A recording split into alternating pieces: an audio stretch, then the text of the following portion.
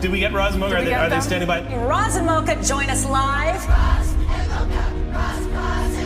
Roz and Mocha are very famous. Everybody talks about them. Roz and Mocha. We could not miss the chance to talk to Roz and Mocha. Roz and Mocha. Roz and Mocha. Roz and Mocha. Brand spanking new show, so if we screw up today, then you can yell at Roz. Thanks, bro. Yell at the boss. The boss is the one that let us loose on these microphones. I'm sure a lot of people thought I was out of my mind. Two opposites. When did I become the not fun guy? Who started from the bottom. My only focus was going to be to get on the radio. But my problem was that I had such incredible stage fright. Everything about having an audience terrified me. And built one of the biggest radio shows in the country. Sorry. This is the story they've never told. The year before we started this show, I was in a very different place in my life. I was a broken person. A story of friendship. Are you serious? Oh my God, that's such great news! So, oh my God, look at me, I'm tearing up. That's such great news. Family. I love my wife so much, and we're having a kid. you are, I've said this since the day I met you, you are going to be one of the greatest fathers the world has ever seen. Oh, thanks, man. Comedy.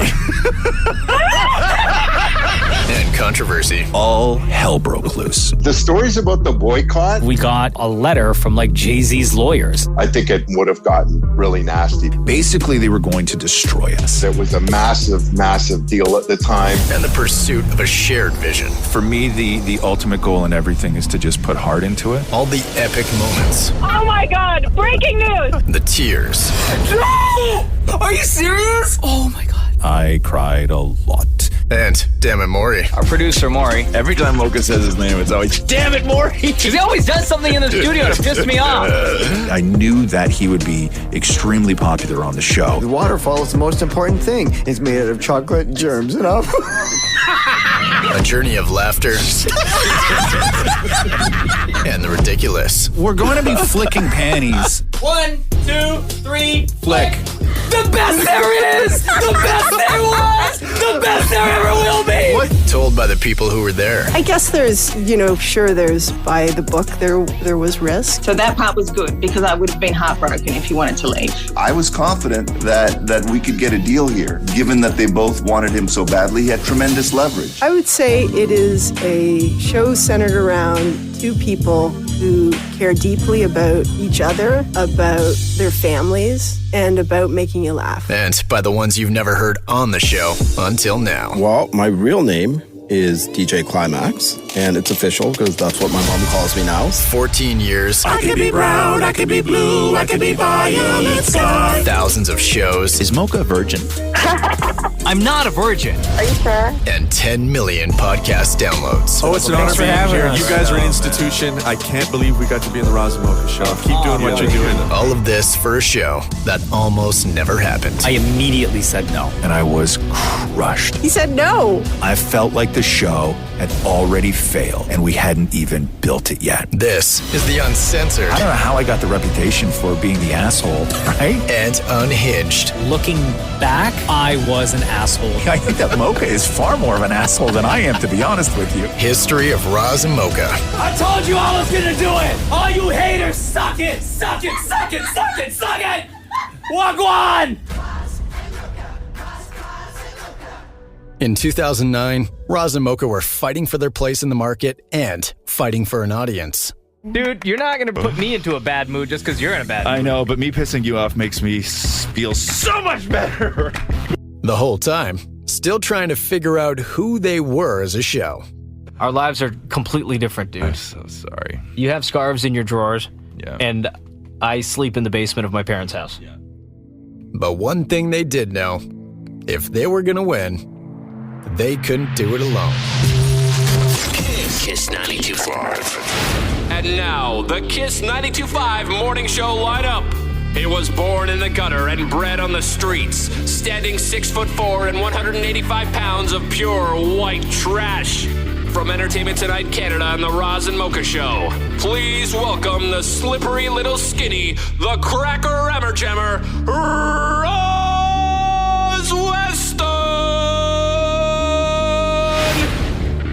At 6'2". Wait a minute, that can't be right. He's got to be 5-something. Represents Scarborough to the fullest. He used to live in his mom and dad's basement and is usually in bed by 6 p.m. The other half of the Roz and Mocha Show, Mocha! I've said the name Trevor Shan 1,000 times in life.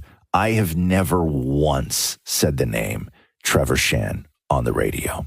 Hey, this is Trevor Shan. I was Roz and Mocha's imaging producer and song parody writer from 2009 to 2018. I know Mocha wanted Roz's birthday song to be the new one from Little John, but this one's a little more appropriate, so I think it's time to get it on. So happy birthday, Roz, you're a good guy. And the thing that I thought was most exciting about it is that they really built from the ground up an anti-radio show. It was doing things and approaching it in a way that I found that no other radio show was really doing at that time. I think they were ahead of the curve. And again, what they were doing was kind of the opposite of what everybody else was doing. For the first little while, it was just Mocha and I liked it that way. I never wanted anyone else in the room, but we knew the show had to grow. And Trevor Shan was the first piece. Oh my God, Trevor Shan. Genius. Genius. I've done a lot of parody songs for the Roz and Mocha Show. So they'd have an idea, and they have so many ideas. You know, you could send Trevor Shan an idea at 8 o'clock at night, and you'd wake up the next morning to some kind of brilliance. When we really got rolling and I got to know more about Mocha and Mocha got to know more about me, we would use Trevor as like a weapon where I would write him stuff and then Trevor would send it back and it would be like a diss track. They'd write things to me separately for me to put together to roast the other guy. That definitely happened, and it was definitely fun. And Trevor, like in less than 24 hours, would come back with like a straight up heater, a straight banger. Goslin's just like Mocha. Goslin's just like Mocha. Goslin's just like Mocha. Goslin's just like Mocha. Oh, hell no. I recall a lot of stuff like Goslin's just like Mocha. I remember that was, for some reason, Roz, all about that Mocha looked exactly like John Gosling. Mocha hated John Gosling. This is John from John and Kate Plus 8, the reality show back in the day. It's not that I care about John Gosling, although I am completely fascinated with the two of them. Mm-hmm. But I only bring it up because it drives you crazy. Yeah, but nobody cares about him anymore. That is my real fascination, is that just the sheer mention of his name drives you bonkers. I'm not going to let it get to me anymore. And so once I found this out, I had no interest in John Gosling. But if there was ever a John Gosling story in the news that day, you are bloody well right. It would be the first thing that I brought up when we did the news. Couple things. Start off by aggravating Mocha. Did you hear about the John Gosling story, the latest on John Gosling? He finally croak? No, he didn't finally croak, but he did go to he and Kate's joint bank account and emptied $200,000. And I did it just to drive Mocha crazy, because he would just have a physical reaction to John Gosling. And I have no idea why. Okay, so this whole hatred towards John Gosling, okay? I think that was like truly, I don't know if I really, really hated the guy, but I think what bothered me is the fact that Roz kept saying that I hated him, or Roz kept saying that the two of you and John Gosling are so much like each other. And I would just always say, bro, I don't think you realize how similar you are to John Gosling. And this would drive Mocha crazy. I didn't see it at all. Like, I was in a completely different point in my life. Good morning. The song with Mocha and John Gosling is hilarious. See, Mocha doesn't understand the similarities that he actually has with John Gosling. Let me go through them with you in case you were. And so that's where the song came from. That was the sort of reason it started, was Mocha's irrational hatred for John Gosling and my constant picking at Mocha to let him know that, no, man, you guys are actually bros. We produced a song just to show Mocha exactly how alike he is with John Gosling, because I think that's Mocha's real problem, is that he's just, very, very, very similar. Goslin's just like Mocha. Goslin's just like Mocha. Goslin's just like Mocha. I'm not going to let it bother me. No, play it! Goslin's just like Mocha. Goslin's just like Mocha. Goslin's just like Mocha. All right, What's that's all the you matter get. with you? No, that's all you get. Listen, everybody knows what's going on, okay? Our audience fully knows what's going on, and it's so much fun to tweak. And that song, the Gosling's Just Like Mocha, it was a fan favorite, like right out of the gate. Right out of the gate. I think what made that song that Trevor eventually did special and hilarious is the fact that I fought against all of it. And then part of that fight against all of it became part of the song. Now Gosling's only 32 and so is Mocha. Told you, Mocha, Mocha, you are just like that guy. And although Gosling has 8 kids, well, you know that Mocha's only had sex 8 times. Mocha lives in his parents' basement. Gosling's on his way to his parents' basement. They are both kind of brown and they're also both by two.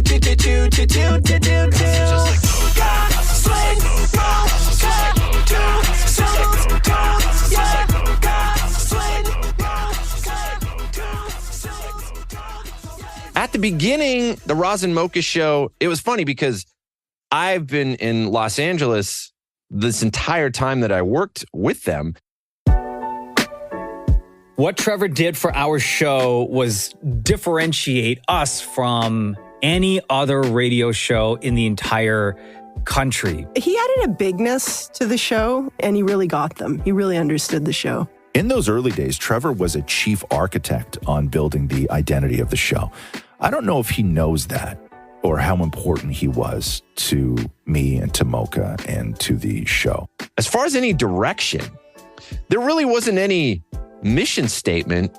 Just be creative. There's no net. Be as wild as you want to be and just go crazy. So that was a lot of fun. He was so integral in the way we sounded and the way we presented ourselves that I do not think we could have done anything without him. There's so much crazy stuff. I have hard drives full of stuff that I don't remember until I click on it. And I'm, oh my God. And every time I do, I laugh. Man, some of that like independent Trev stuff, I like to call it independent Trev, where like we had no idea, no direction. It was just stuff from him. I love that stuff because it was such a big surprise to both of us. And it was always genius. And they would come in the next day and they'd have this file that I would send, or a bunch of files.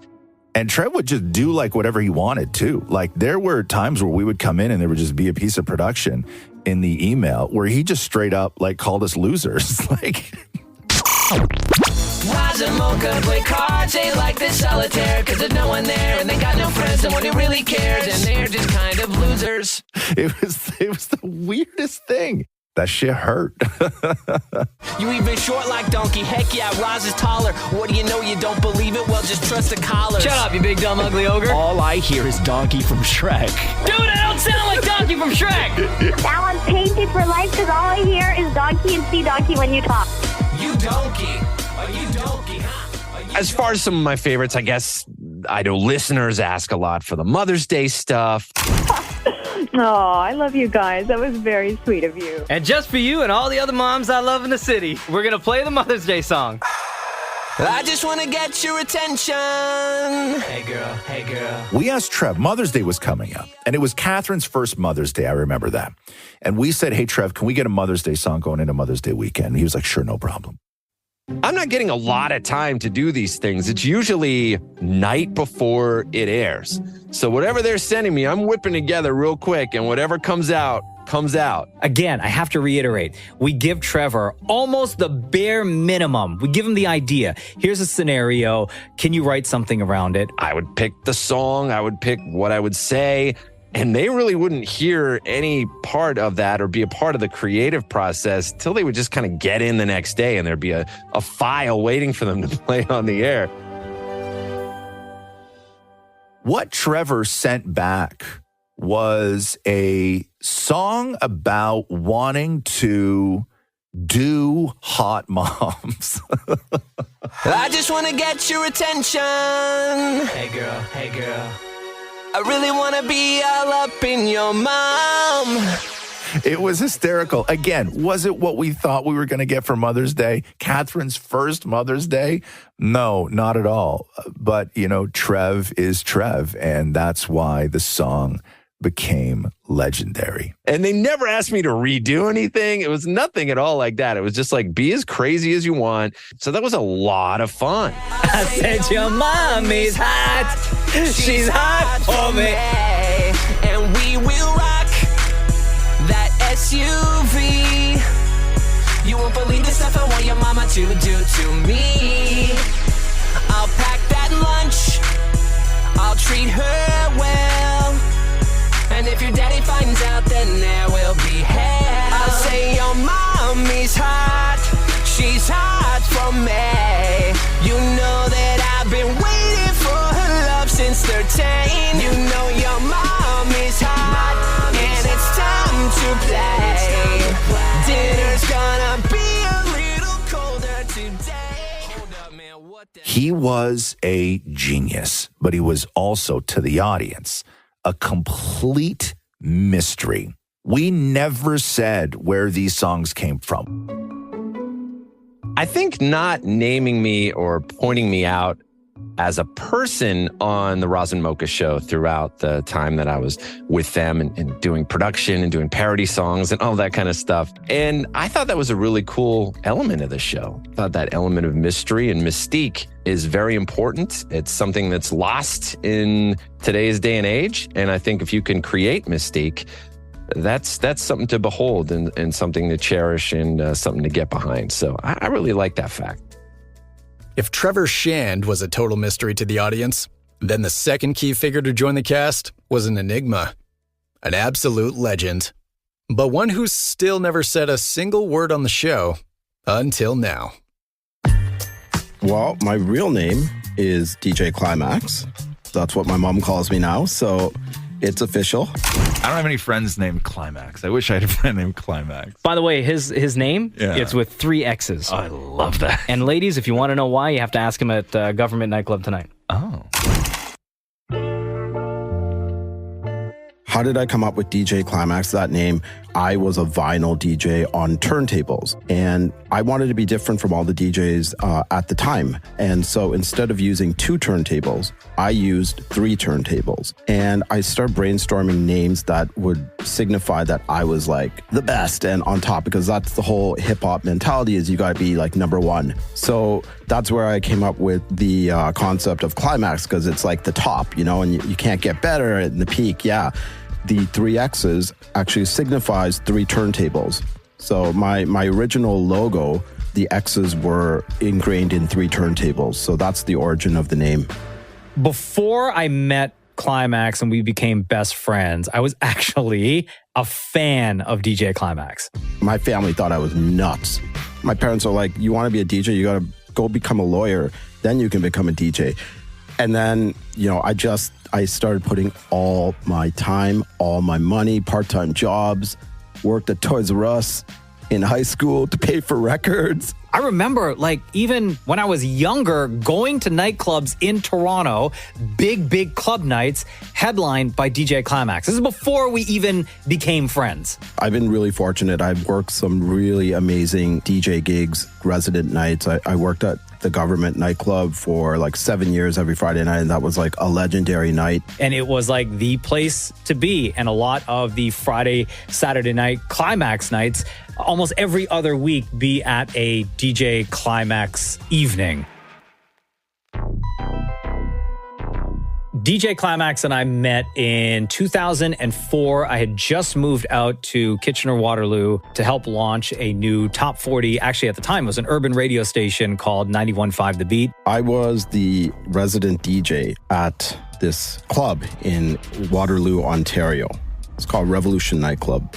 Like all the universities out there, their big Friday night was a DJ Clymaxxx night. And it was like this massive mega club and like thousands of people every Friday night. The owner of the club had ties with the radio station. Before the station was going to launch, he was going to buy a ton of advertising, and he wanted to do a live to air from his club on his busiest night. So the owner of the club, he called me up for a meeting, and he said, And, I was thinking, this can't be good. He sits me down and he's like, Clymaxxx, I have some good news for you and some bad news. The good news is that you're going to continue to DJ here and you're going to be on the radio on Friday nights. So I'm like, all right, that's amazing. Like, what's the bad news? And he's like, unfortunately, we have to pair you up and you got to work with a radio host named Mocha. And I was going to be the host. I was also going to be a DJ. I'm like thinking, that's not so bad. I mean, like with a name like Mocha, like she's probably really cool, right? So like, I'm sure I could work with her. Definitely not what he was thinking. I'm setting up my turntables and then Mocha walks into the DJ booth. Oh, I'm going to put him on blast now. He said to me, he was like, when I first found out that this person named Mocha was going to come here, I was like really hoping she was going to be like this super hot radio girl.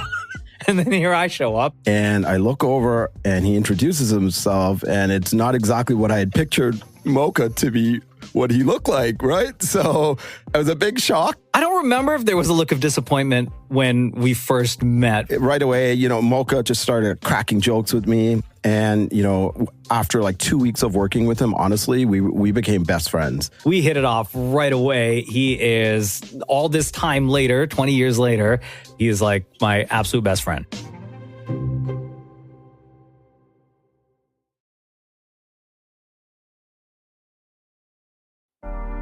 While building a legendary club show and at the height of their popularity in Kitchener, Mocha would get the offer to come to Kiss in Toronto, which ultimately left DJ Clymaxxx with a career and life-altering choice to make. When Mocha left, I left because he had put me on, and I just felt like very this loyalty that we started that show together. I didn't want to do it without him. And if he was going to Kiss, I wanted to find a way to go to Kiss as well. I'm going to make it my life mission to get a job on Kiss as well with you. DJ Clymaxxx and I had talked about, even from the very beginning, when I first got hired, like the plan was, okay, I got this job. I'm going to do whatever I can to get you into Kiss 92.5 as well. I'm going to try to, I'll make the introduction and we're going to try to make this happen. That year in 2009, when Kiss launched, I was like a regular fixture at the radio station because I tagged along with Mocha everywhere. I just wanted anyone at the radio station to get familiar with me and know who I was and what I did. And we started doing club nights together. Make your way down here right now, the Government Nightclub, downtown Toronto. We are live to air, Kiss 92.5. It's Mocha and DJ Clymaxxx on Toronto's #1 hit music station. And we would just like freestyle it from 10 p.m. on. And it was just like live remixing. And it was just working with your best friend is so much fun.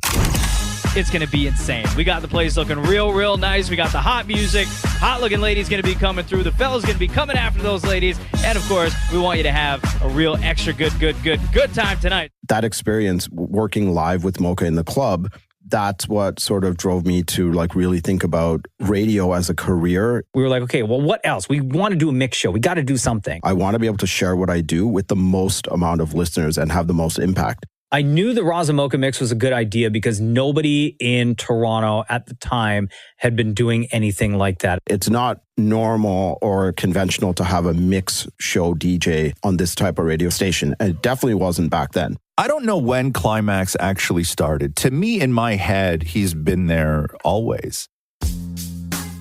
It was summer of 2010, and it was a Thursday night, I remember. I get a call from Mike Religa, who was the music director at Kiss at the time. And he said, that mix that you keep talking about, are you able to come to the studio tomorrow morning and play music for us, mix music live? And the idea was, hey, why don't we just have DJ Clymaxxx come in and spin for like an hour and a half? It wasn't like a set time. I think it was like from 8:30 or something like that. And I thought this was like totally weird because 8 in the morning, I'm a like club DJ. I don't start playing till 11 p.m. And are people going to want to hear music at 8 a.m. from a DJ mixing? And I was like, I don't know. So of course I said, yeah, definitely I'll be there. I knew nothing about the world of DJing, and I relied heavily on Mocha for this.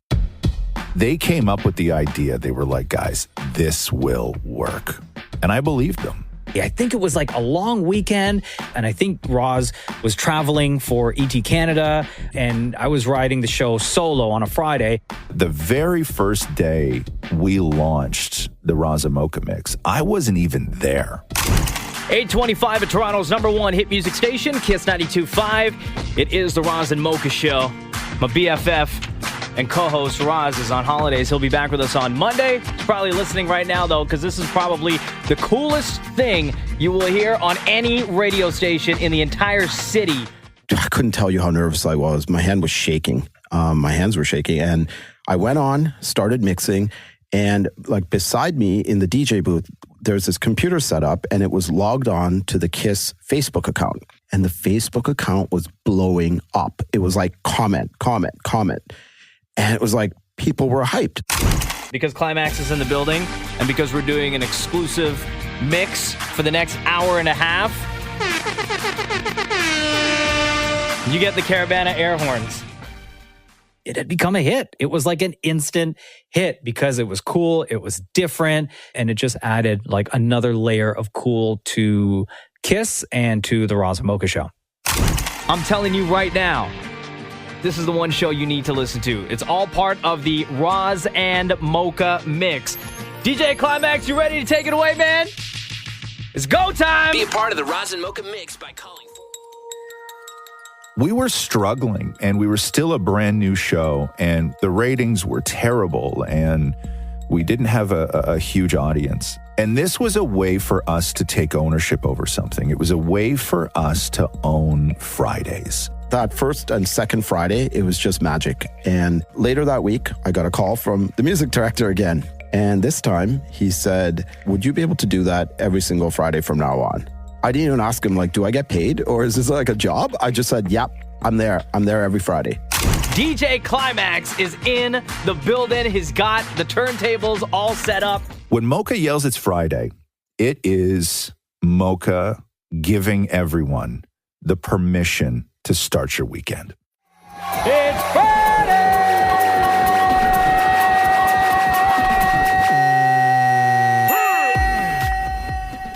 I don't remember It's Friday coming from like anything I saw or heard. The first time Mocha yelled it's Friday, it wasn't even part of the mix. I don't even think the mix had started at this point. Love the weekend! By the way, what day is it today, Mocha? It's Friday! Like, I think I just said it because I was feeling hype. I was like in the moment. I was like ready to celebrate. And like, I think we were just having like a great day. And so I heard it once and then forced him to do it again. What up? What day is it today, Mocha? Friday. Dude, really? Yeah, it is. You want to try that again? Sure. What day is it today, Mocha? It's Friday. I vaguely remember not being able to yell out it's Friday. And then Roz kind of egging me on. And because I didn't want to come off as a simp and be like, oh, my poor voice. I was like, screw it. I used up all my energy when I was screaming like a director earlier. Take some pride in the friggin' show. We're almost done. It's Friday! Thank you. I yelled out it's Friday. And guess what? Like a simp, I probably spent the entire weekend with a sore-ass voice and couldn't talk. The reason I wanted to do the show with Mocha was because of his energy. And he is just fun.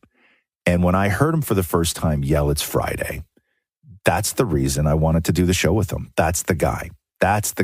It is part of the party. It celebrates people. It celebrates Friday. People look forward to it. I think people love to yell it as long as I yell it on the radio over on the other side, no matter where it is that they're listening. I love that kids get into it. It is just so important. It makes me happy to know that yelling out it's Friday makes other people happy. But before that happens, the hype starts with what I would say is the greatest intro to a mix show ever created. Double time. Give it to him. Welcome to the party. Hey, what up? This is Kardinal Offishall, and I wrote and produced the Roz and Mocha Mixx intro song that you hear every Friday.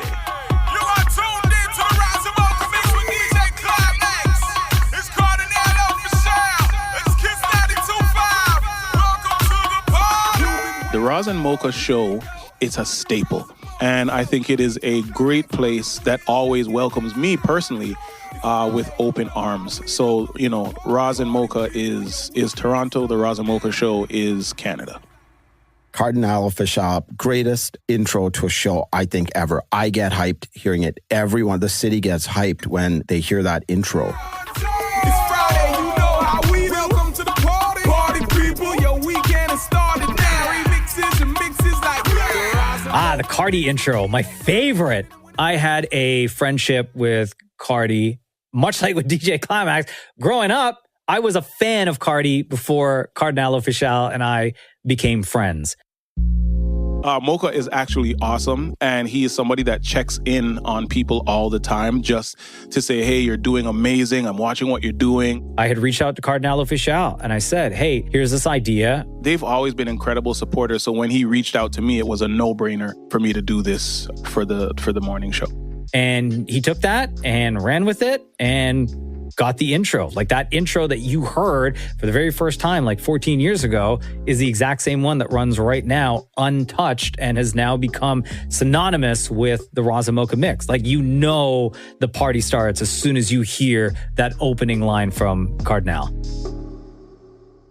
When that song kicks in with Kardinal Offishall and Mocha yells, "It's Friday," it is a moment that never gets tired. It never feels old or played out. Kiss 92.5 every Friday. We go live Toronto's #1 hit music station. They call me Cardinal. I think with everything that I do, I'm either going to go 1,000% or not do it at all. You know what I'm saying? Like it would have been cheap and cheesy for me to just do, you know, some, I don't know, generic, you know, just some little hokey pokey thing that somebody put together. Like for me, I definitely wanted to put down, you know, the Cardi stamp so that people would remember it and recognize it every time it came on the radio.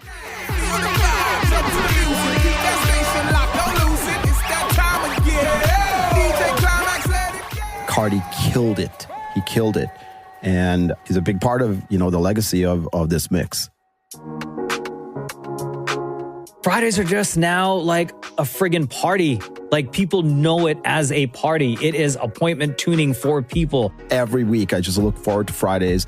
We're just like cracking jokes from the minute we get in, like to the DJ booth till like going home. So it was just so much fun. It is what people love. It's what people want. And for a lot of people, I truly believe it's what people need. There's been many times that people were tweeting me from the hospital because they're in for surgery and they just want to like feel good before they go into their surgery, and they want to calm their nerves, or they're getting ready for their wedding and they're getting hype listening to the mix, and like birthdays, and like it's just like people celebrate this mix with whatever's going on in their life. So it's like we're providing that soundtrack.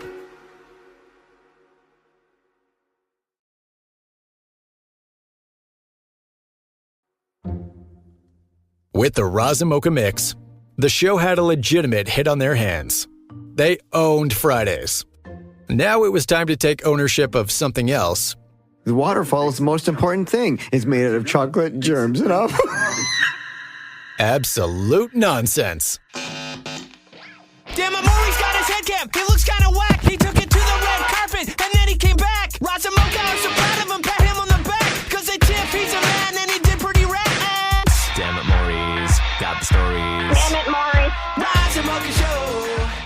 Damnit Maurie was the next piece on the show. The show was growing. And it was just at the time, Roz and I literally doing everything.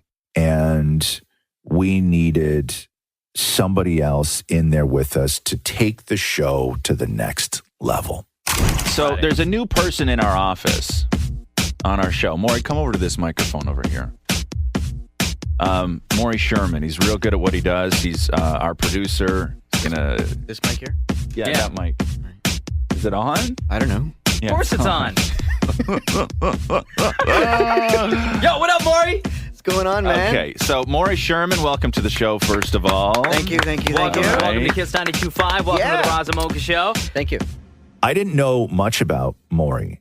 I never really talked to him before, but I knew who he was. Damnit Maurie. I had no idea who he was. I didn't follow him on social media. I didn't know which radio stations he worked at or which shows he worked at. I knew Maurie was working for another station. He was working for Virgin at the time. The way I ended up on the Roz Mocha show was kind of a cool story because I was really unhappy with where I was, just how I was being treated. When I met Maurie officially for the first time, it was the weirdest meeting. So I'm walking out of the building that we do the Roz Mocha show in, and Maurie was on the street. I was on my way to go and do something because I lived next door at the time. And I was like, hey. And he goes, hey. And I go, what are you doing? And he goes, I'm just out doing stuff for the show that I work for. And I was like, cool. And he goes, I'd work as hard for your show too, right? I don't know why. I just said it. I just said, I would work this hard for you. And in that moment, I was like, wow, that is incredibly flattering and so disloyal all at the same time. I was hinting, I just really wanted to leave where I was. I was not happy. And then I went to our boss and I said, hey, I think Maurie may want to jump. I think he may want to make a move. I was leaving a giant hint, and I believe he picked it up. I think Roz came in and said, this is the guy. And we said, okie dokie, let's go make it happen. And so we reached out to him and offered him the job. I remember we went to Starbucks and she, there was not a lot of small talk. It was right down to the meat of it all and just going, hey, the Roz Mocha show, they would love to have you. Would you ever consider leaving? And I just remember saying, absolutely. And then I remember my one question was, can I continue using the head cam? And so Maurie wears, you've never seen anything like this. Maurie wears a head cam. He basically has a dirty old bicycle helmet that he straps on his head with a flip cam fashioned to the top of it. The way the head cam started was, in all honesty, I created this because I wanted a radio host to be able to wear it and film their point of view. So he's walking around with a helmet. When you see a guy with a helmet on, first of all, that has no bike in sight, you automatically start to question their sanity. And then I just started wearing it on red carpets, and celebrities loved it. Joseph Gordon-Levitt, good to see you again, buddy. See you, sir. Sorry, I'm overwhelmed and checking out your equipment here, my man. Morgan Freeman, how are you? Hey, what the hell you think you're doing? This is so I can multitask. I'm multitasking. I'm convinced that the head cam works amazingly because people think on carpets that I'm special, like special needs, and then I'm put on the carpet, some sort of charity. Jake Gyllenhaal, babe, how are you, man? Yeah, good. The thing about you is you just from afar. I can't think about anything else besides you. Whenever I look over, I wish every man would say that about me. Yeah, well, there you go. Literally, I can't think about any. When I turn around, and I see you. I'm like, oh wait, and I can't get my eye off of you. So we figured each other out on air, much like the way Mocha and I figured each other out, on the radio. We figured out Maurie on the radio. There wasn't a ton of conversations. Well, when I first started on the show, I'll never forget the day. Excuse me. Damn it, Maurie. Our producer, Maurie. Every time Mocha says his name, it's always, damn it, Maurie. He always does something in the studio to piss me off. So the name Damnit Maurie, it was so quick. There was no meeting or discussion. It was because I would screw everything up. It was like, damn it, Maurie. Because you can't say, fuck, Maurie. So that's where it came from. It just wasn't this is going to be your name. He just sort of said it and it stuck.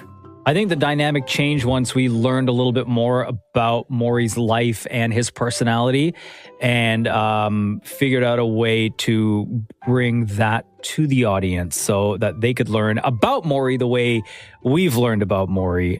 The only thing Mocha ever calls Maurie is damn it, Maurie, because that's the way he ends every sentence and begins every sentence. Damn it, Maurie! But I love getting him mad because then Mocha gets all cute and stuff. Wow. You get all cute and stuff? Wow. I think Maury's got a crush on me. I think he does too. I really do. I'm wearing my Gucci cologne. Does that turn you on, buddy? How you doing? Damn it, Maurie. I didn't know a lot about Maurie. I knew he was gay, and he didn't hide that. And Maurie will tell you that I think that he was the sort of first out gay man on radio, because even at that time, years ago, when Maurie was out on the radio, there were even a lot of people who were out on television yet.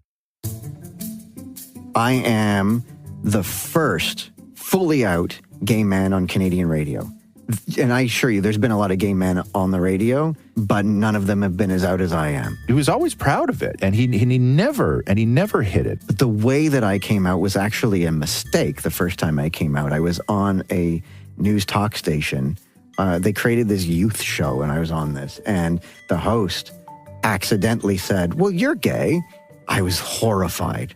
So my coming out, I didn't actually first say it, but it was already happened. It happened. So on the next show, I'm the gay guy, so it just happened. So everywhere I went, I was beyond proud to be the gay guy. So I accidentally was pushed out of the closet on the air. It's really incredible. It's really incredible and I still, will think about how difficult that must have been, at a time when nobody was doing that. Maurie calls me last week and says, "Hey, I don't care if this thing doesn't go to air, but I got to go and interview this guy because he's really hot." Maurie, by the way, homosexual. Who's the guy? Who's the guy that you had to interview? Dude, I don't even remember his name. I just call him a hot Abercrombie guy. What's his name? I don't even remember his name. Seriously. It's Nick Bateman. We say to Maurie, listen, instead of just going and meeting this hot guy and having the interview, throw down the well, go and flirt with him and make it really, really awkward. And if it's awkward enough, Mocha will listen to it. And if it's good enough to play on the show, then we'll play it. I think that the messiness of what I bring, and I think that everything that I bring that is messy, I wouldn't change that. I think that then what am I?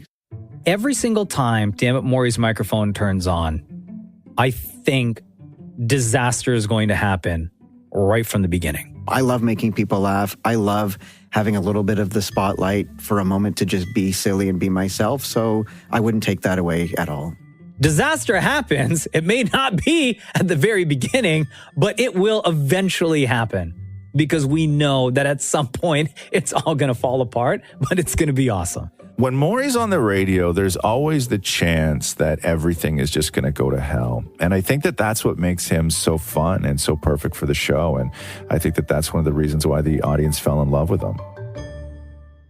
I get so much heat as being the one who puts Maurie in compromising positions, or I get called a bully, or I get called all sorts of stuff all the time. But the one truth is, most of those moments, most of those things that you hear on the radio, the situations that Maurie's in, those are his idea. Because, why not pitch something or create something that's going to make me look silly, but make the show hilariously awesome? Every single one of them. But guess what? They're hilarious. They're hilarious to listen to. They're hilarious to watch. The fans love them. And the fans, they just never know. We never know. Roz and I never know what we're going to get when a crazy idea comes from Maurie. But we know it's going to be funny. And we know sometimes it's going to fall flat, which makes it even more funny.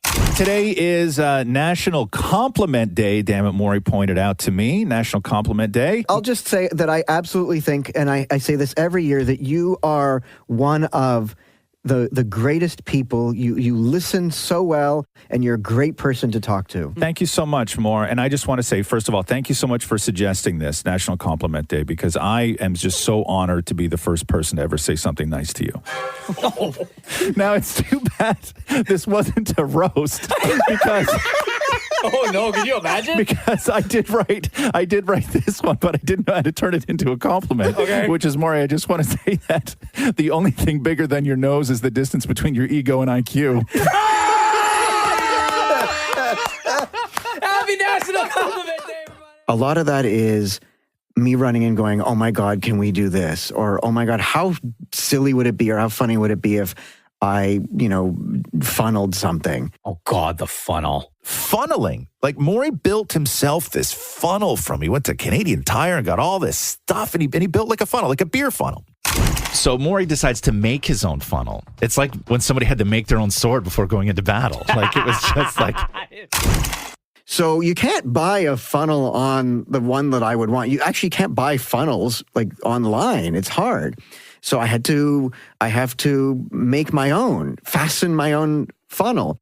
This is a funnel from the automotive section at Canadian Tire. So it's an oil sort of thing funnel. An oil funnel? Yeah, and this piece of tube is from the plumbing section. The plumbing section. I remember it was a black funnel that I would use to filter like the car oil, doing an oil change. And then there was like this clear tube that was taped to the bottom of the funnel with like rainbow duct tape, I believe. And Maury was like, I want to see if I can funnel some certain things. We're like, well, what do you want to funnel? And he's like, I don't know, like KFC gravy.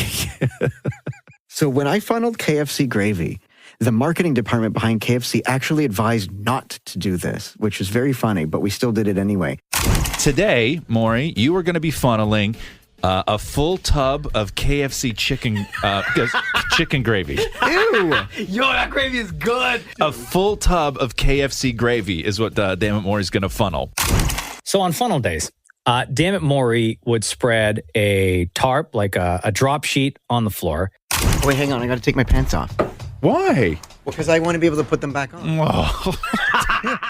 Most days he didn't have a shirt on. I think some days he would take a towel and like reverse cape, tie it around his neck. I vaguely remember maybe for some reason him wearing goggles so that no splatter would get him in the eye. So the KFC gravy it arrived hot. Now I'm going to open. Oh my God, it's still warm. I had to heat it. I'm no savage. I'm not going to give you cold gravy.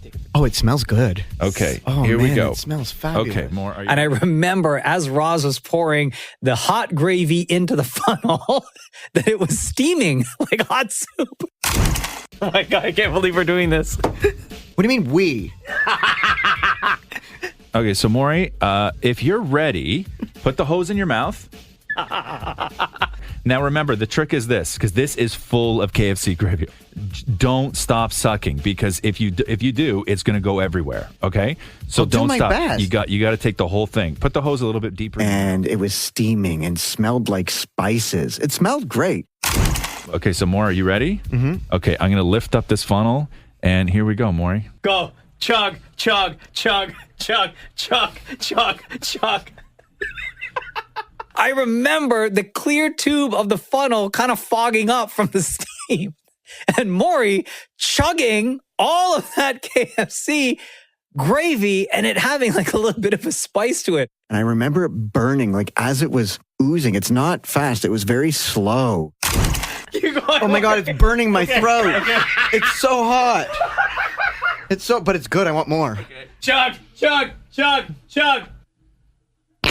Oh! Ew! Ew! Yo, you got gravy coming out of your nose. Aren't you glad you took your shirt off? More. The KFC gravy was also too thick for the funnel, so I was sucking and sucking and sucking and burning and sucking and like taking breaths because like sucking and sucking, you lose breath, but you keep on sucking. Did I mention that he was always down on his knees for funnel days in front of Roz? Oh, it's so hot. I'm sweating. Ew! It's dripping! Oh, no! Oh, no! Oh, no! I did it! Oh, I'm so hot. I won. Yeah, all right. It was one of the most disgusting things I have ever seen in my life. I have no problem doing absolutely anything that is ridiculous to entertain you, to make Roz Mocha laugh, and us have a good time. The Roz and Mocha Show on Kiss. Maury sent me earlier a story about the hurricane. I asked him to get me the latest on the hurricane. And what he sent me in the subject matter in the email was hurricane, but he spelled it Horricain. Yeah, hurricane. Hurricane. The question that I get more than any other question is Maury really like that? Is Damnit Maurie really like that? And I'm always like, really like what? Right? Because I get offended for him. Is Maury really like that?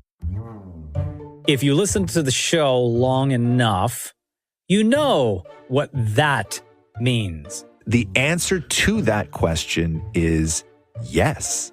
right? Like, yes, he is a savant in certain things and a child, really, in other things. I think my persona on the radio is that fun-loving, silly guy who is, like kind of not that bright. We knew he was a character. And when I say a character, like, Maurie is so eccentric and particular in the way he sees life and how he navigates through life. I always sort of attribute myself to Rose from the Golden Girls. I look up to Rose just because I think mentally we're the same, but funny, and everybody wants to love you. So whatever, be that as it may, that's me. Words. As promised, it is spelling bee season. Maurie, spell spaghetti. S-P-I, spaghetti. S-P-I-G-E-T-E-T-T-I-T-T. Spaghetti, Maurie, spaghetti. Give it a go. S-P-I-G-E-T-E-T-T-I. Yeah, spaghetti. You just spelled spaghetti. The joke that I had always said on the show is, Damnit Maurie is really, really, really great at some things, just not most things. I'm just myself. Like, it's not like I'm secretly awesome at math and spelling and haha, I got you now. No, like, this is how I am. This is who I am. And at my age of a young guy, it's too late to change. Like, what's the point? Like, if I was going to change, I would have changed who I was earlier. Like, I'm not going to math class secretly at night so that I can figure out what the hell 8 plus 4 is. Which I don't even... 8, 9, 10, 11, 12.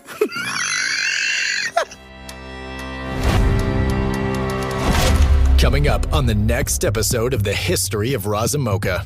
I was still sort of figuring it out and still trying to get confident enough to do something that was, loud or big or brash. In my mind, Roz would always say, "Hey, Mocha." I would say, "Yeah." He would say, "Are you ready?" I would say, "Yeah." And then he'd scream, "Let's do the news." How that actually happened was... Charlie Sheen. I had to meet this guy. It was like this weirdo friendship that the two of them had. They're so desperate and they're so jealous that anybody cares about somebody other than them.